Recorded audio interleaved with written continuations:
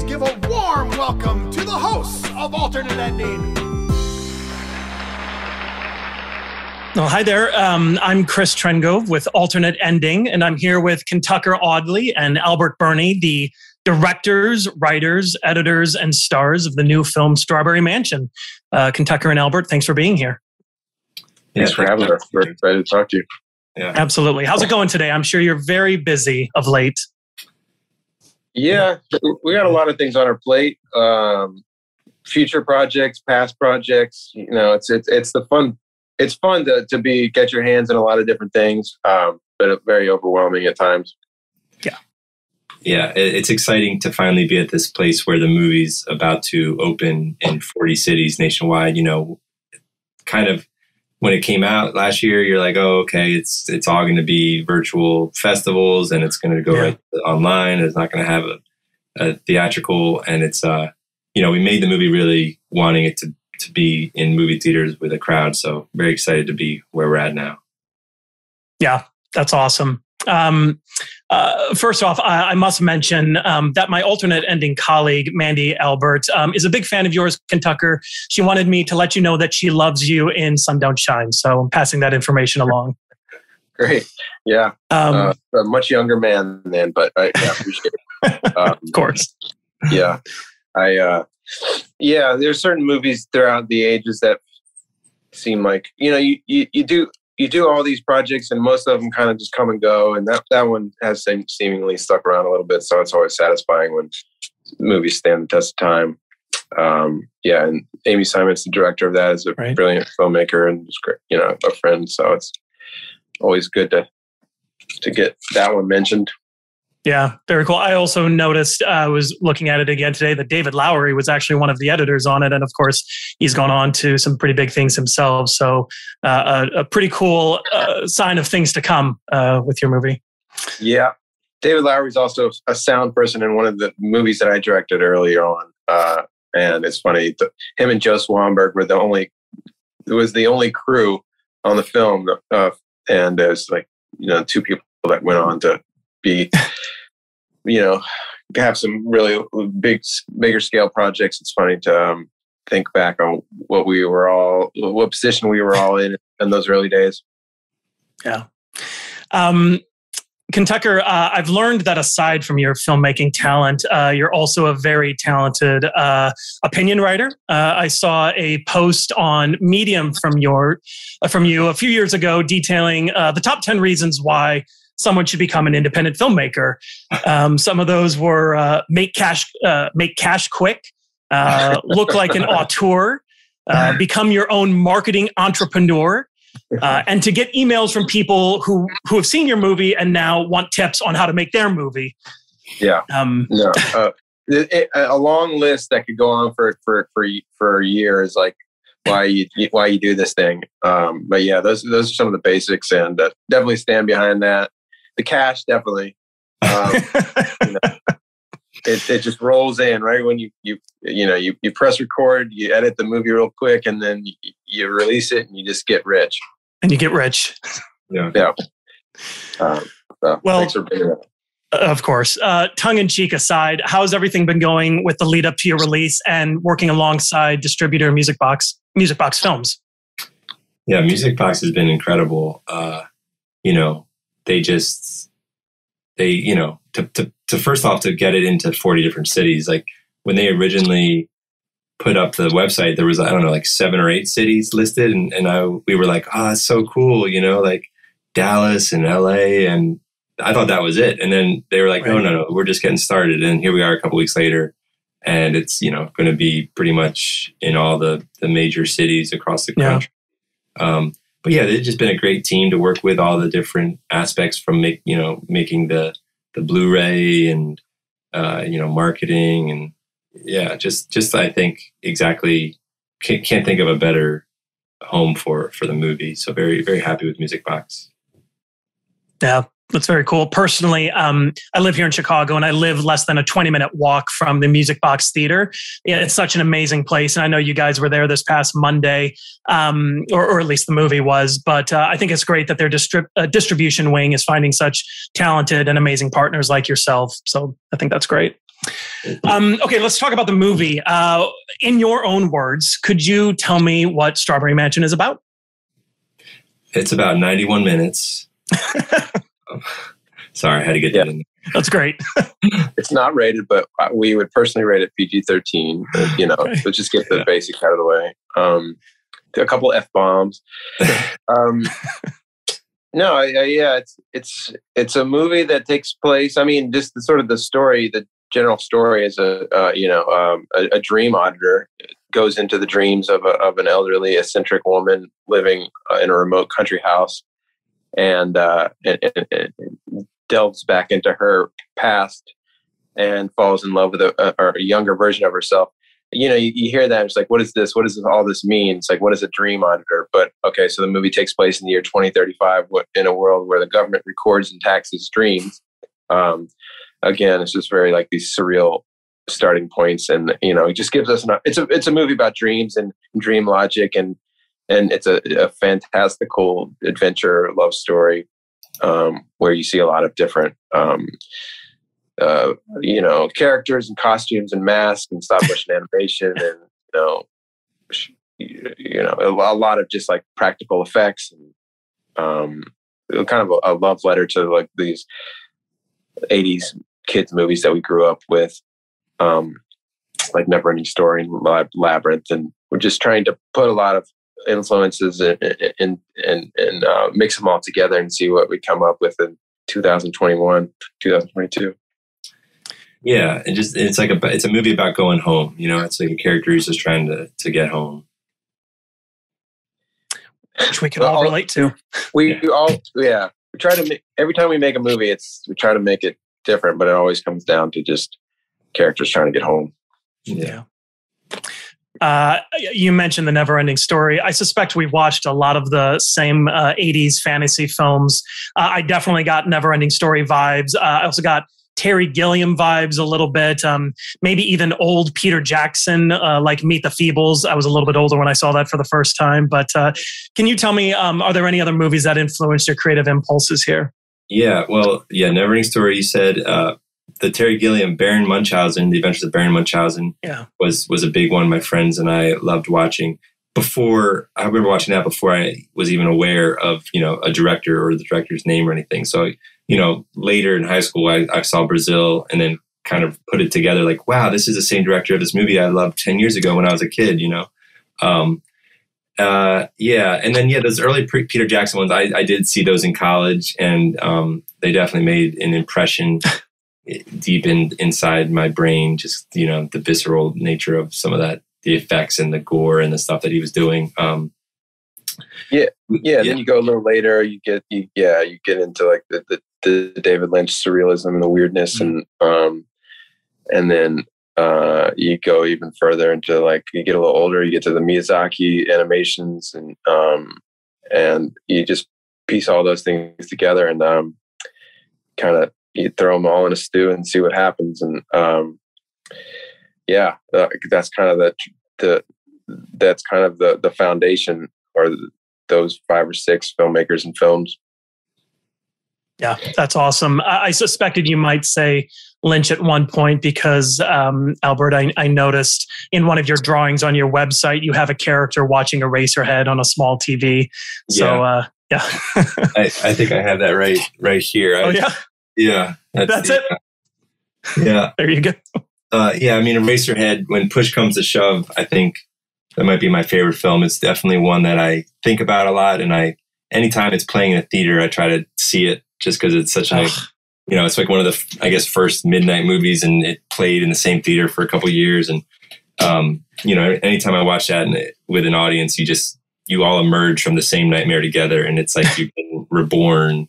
And yeah, he's so good at making those kind of worlds, like just a world that you get lost in. For sure. On a trip with him. Speaking of a world you get lost in, you definitely get lost in this world here, this world of dreams and reality, sometimes even fusing together that you guys have developed. And it had such a cool look to it. I loved the whole package. It was distinctly weird and wonderful. With the camera in particular, it looks like you used this old grainy film quality to sort of give it this 80s-ish B-movie aesthetic, almost looking like you used 16 millimeter. But I'm curious, how did you make the look of the film work? Yeah. So the central cheat of the film is that it was shot digitally, but projected onto 16 millimeter film after the fact. So that's what you're responding to, the texture and the graininess of actual film. But we just because of the way we've worked in the past and the budget level we were at, and just the ease of we like to shoot a lot of stuff, and we also do a lot of effects. So the way that we made the film, it felt like it had to be digital, but we're always like, there's nothing that beats that film quality and that timelessness of old 16 millimeter, super 16 millimeter film. And so we wanted to combine those worlds, and there's so much playing with time and different eras in the film that we felt like it would be an appropriate mixture to like shoot digitally and then transfer to film after the fact. And so we're just thrilled with the way it ended up looking. Our DP, Tyler Davis, really brilliant visual compositions and really helped us get to what we were going for. And he also used a lot of old lenses because he knew we were going to be transferring it to film. So he was like always thinking about that and trying to emulate the look of those films, not only just like with the film grain or putting it on the film at the end, but also filming it with older lenses to give it some of that soft edge and the texture. Yeah, that's very cool. The look of the film also extends to the production design as well. I know strawberry pink, perhaps, obviously, but that's a motif that is used throughout the film, starting with Preble's very first dream sequence. Can you speak to how you guys designed the sets and the props and the overall film aesthetic? Yeah, a lot of just handmade elements. A big fan of just kind of taking apart machines and gluing them back together, and paper macheing and painting, and like the physical act of making the props and the movie is such a delight. I get such joy out of that. So, and we worked with a great team, Becca Morin and Lydia Milano and Marnie Ellen Hertzler, who the three of them were instrumental in the look and the feel of the objects and the production design, and just like everything that appears on the screen, I feel like we've touched, and we've either built it with hot glue or paint, or found and salvaged from the trash, or just all these different elements that you find, you collect things, and then you put them together and you put them up on the screen, and it creates, I think, a feeling that maybe you're responding to, is that like it feels lived in or loved in a way that maybe you don't get sometimes in a movie. If like they didn't have. I mean, we had months and months of like collecting and working on all the art and the props to like really get it to that spot where it felt like, okay, this is a loved object, and this comes from this homemade place that I think fits with the vibe of this house that Bella lives in. Yeah. To your point about to the practical effects, it's an older school style of filmmaking that you don't see so much, of course, anymore, because it's easier to go to CGI and perhaps it's easier at times. But I definitely appreciated the use of practical effects here. What were some of the challenges that you guys faced in the visual effects department? I think that the central challenge for me personally was just kind of not really knowing what we were capable of. I mean, we did a lot of like stop motion animations and practical masks and costumes and things that I think, okay, like you see it on set, like that makes sense. But I think some of the things that we used a little less, I was a little unsure of the possibilities. We did do some computer effects that really fleshed out the world and kind of interacted nicely with the practical effects that I think, hopefully it feels really practical and feels like for the most part the movie is constructed by hand, but then there's just like some smaller effects that were actually done by computer that just make everything feel realer and more cohesive. Yeah.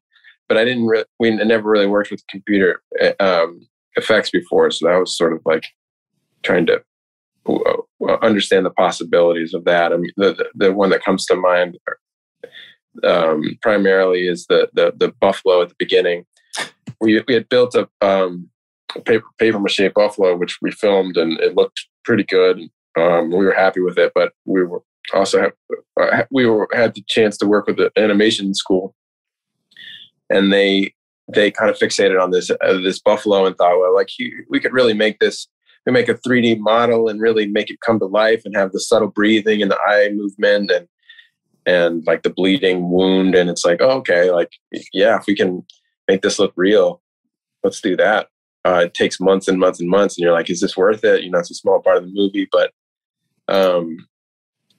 ultimately it was a very great learning process of what you can do with computer animation as well to flesh out the practical effects.